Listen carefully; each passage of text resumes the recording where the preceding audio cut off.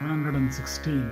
Narada said, that best of monarchs, King Haryyaswa, after reflecting for a long while and breathing a long and odd sigh about the birth of a son, at last said, those 6 limbs that ought to be high or high in this maiden, those 7 again that ought to be slender or slender in her, those 3 again which ought to be deep or deep in her, and lastly those 5 that ought to be red or red in her.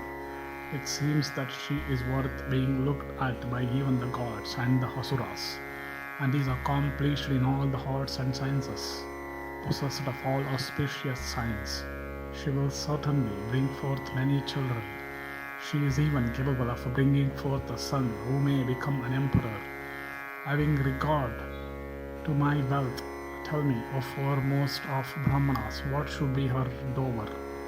Kalava said, give me 800 steeds born in a good country of lunar whiteness, and each with 1 ear black in hue.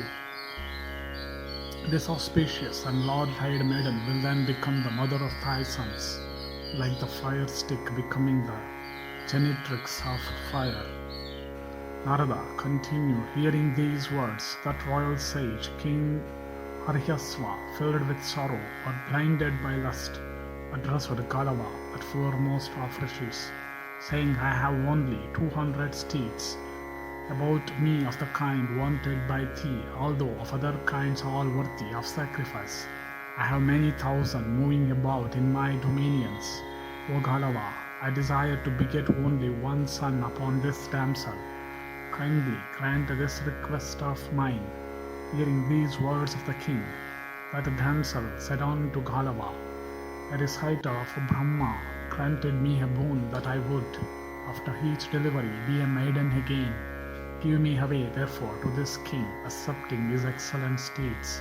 In this way, full 800 steeds may be obtained by thee from 4 kings in succession, and I also may have 4 sons. Collect thou the wealth intended for thy preceptor in this way. Even this is what I think.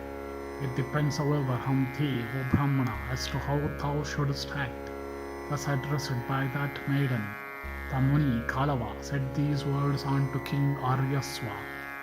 O Haryyaswa, O best of men, accept this damsel for a 4th part of the dower that I have settled, and beget only 1 son upon her.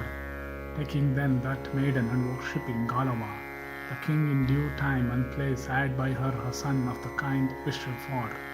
And the son so born came to be called by the name of Vasumanas, richer than all the wealthy kings of the earth, and resembling one of the Vasus themselves. He became a king and giver of great wealth. After some time, intelligent Kalava came back, and approaching the delighted Haryyaswa said unto him, Thou hast, O king, obtained a son. Indeed, this child is like the sun himself in splendor. The time hath come, O foremost of men, for me to go to some other king for alms.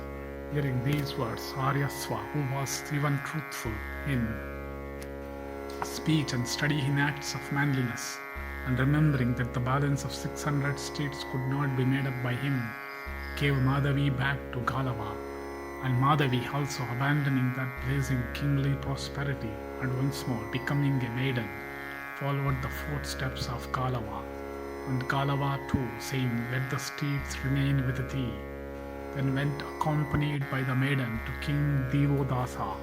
Thus ends section 116 in the Bhagavat Yana Parva of the Udyoga Parva.